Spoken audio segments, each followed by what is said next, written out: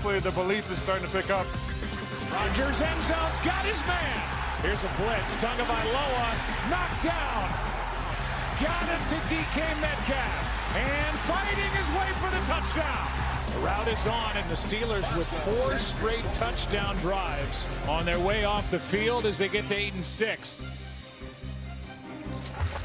Good morning and welcome to First Take. I'm Courtney Cronin filling in for Shay on this Tuesday, and we have a ton to get to today. Stephen A. Smith, Super Bowl champs, Jeff Saturday, Chris Canty here with me in New York. Let's dive right in. A great Monday night football game. Some offense, actually, from this game. Didn't see that coming. The Steelers eliminated the Dolphins from playoff contention with a 28-15 win. Tua Tagovailoa remains winless in games where the temperature at kickoff is under 40 degrees. Meanwhile, Aaron Rodgers threw for 224 yards and 2 touchdowns to help Pittsburgh remain undefeated at home on Monday Night Football since 1992. And with the win, the Steelers currently hold a 1-game lead over the Ravens with a pivotal Week 18 matchup in Pittsburgh to decide the AFC North title. And no matter what, the Ravens must win in the Steel City if they hope to remain kings of the North. ESPN Analytics favors Baltimore in that one, but history does not have the Ravens in too high of regard. They are 2-9 against the Steelers in the regular season since the 2020 season. Now, obviously, a lot of things have to happen here before we get to that Week 18 game. But Stephen A., as we foreshadow this out in the AFC North, who will win the division? It looks like the Steelers are going to win it. When you look at the Ravens' schedule and what they've got, I mean, you've got a Patriots team that just blew a 21-point lead on their home turf with a division crown on the line and lost to the Buffalo Bills. You got to deal with that. You got to deal with, what they're feeling at that particular moment. You got a Packers team that lost not only Micah Parsons, but lost their division lead because they lost to the Broncos. So the Bears are back out in front. And so you got 2 incredibly important games. That's an uphill steam for the Ravens, not to mention the fact that you got the Steelers to close out the season, a team you already lost to just a week or 2 ago. And so you look at it from that standpoint. I look at the Steelers with the Lions. That's possibly likely a loss as far as I'm concerned. But then I could see them beating Cleveland, and then you still have at least 1 game up on the Ravens going into the season finale. So I'm of the mindset right now that just based on the schedule alone, the Pittsburgh Steelers are in prime position to win this division, essentially by default. And we know that Ravens schedule, they could be eliminated before that Week 18 matchup. Right. They've got the Lions, or rather the Patriots at home this week. Yeah. They've got the Packers on the road. Jeff, how do you see this playing out for the AFC North? Yeah, I think it's the Steelers to lose. I mean, when you think about it, the Steelers played their best game of the season last night. That's the facts of it. If you watch them offensively, they were physical. They actually ran the football, which they have not done pretty much all season. Aaron Rodgers played his best game. That pass MVS across the middle, he takes that thing, and then obviously DK Metcalf, when he catches that thing, just throws everybody off of him and walks in the end zone. But I thought the physicality from the offensive side was the surprise. And then you flip it over defensively. Listen, Miami had run the ball really well, and they're not a great team. I understand the cold weather, but they have a lot of smoke and mirror type run plays. The Steelers shut that down, and they forced Tua to do things. Tua turned it over early, and they end up walking. This thing wasn't nearly as close as the score indicated. No. And so if you're the Steelers, this is what you need. You need to go in the playoffs on a run. You don't want to limp in the playoffs, and this was a good start towards that. Yeah, absolutely. And I think that we have to contextualize what last night was. The Pittsburgh Steelers put the clamps on a Miami Dolphins offense that had ran the ball for 160 yards or more in each of the last 4 games. That's the right. Dolphins came in with a ton of momentum, winning 5 of their last 6. So say what you will about having a low bar to clear going up against a losing team in your building in December. That was a quintessential Mike Tomlin performance from that Steelers defense. They got the book out on Tua, took away his first read last night, forced him into some plays that created some negatives. They had negative 20 yards for that Dolphins offense in the third quarter. That's right. Unbelievable effort. Yeah. But I think what's taken this team to the next level over the last couple of weeks is what we've seen from their offense. Yeah. Stephen, Aaron Rodgers being able to push the ball down the field in the vertical passing game has unlocked a lot of opportunities for those guys underneath. Gainwell. Think about what Kenneth Gainwell did, not just as a runner, but as a receiver out in the backfield. Those plays don't happen unless defenses are terrified of DK Metcalf taking the top off of the defense. And so I think Aaron Rodgers showing the ability to push the ball down the field is what should concern Pittsburgh Steelers opponents moving forward. That's right. Well, I think the thing about it is that, we talk about how the Steelers set the table. They started off slow, and then ultimately they got going near the end of the first half, and then they really, really poured it on in the second half, particularly in the third quarter when I outscored them 14-0 and held them to negative 20 yards. My attitude is, remember, I picked the Steelers to win this game.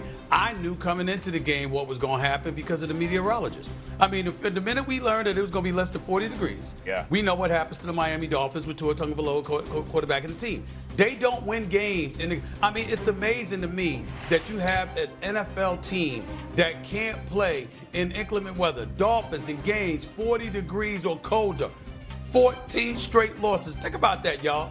Think about that. Now, I keep telling people this. That's why I give the Chargers so much credit, because the Chargers and the Rams, you're playing in SoFi Stadium, you're playing in beautiful Southern Cal weather, but then you travel on the road under rigid conditions, and you rise up to the challenge. You remember you're an NFL team.